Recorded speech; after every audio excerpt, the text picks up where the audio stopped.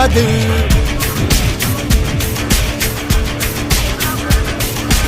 இதனைய கொல்லு இமயத்தை வெல்லு உனக்கு ஒரு எல்லை கிடையாது.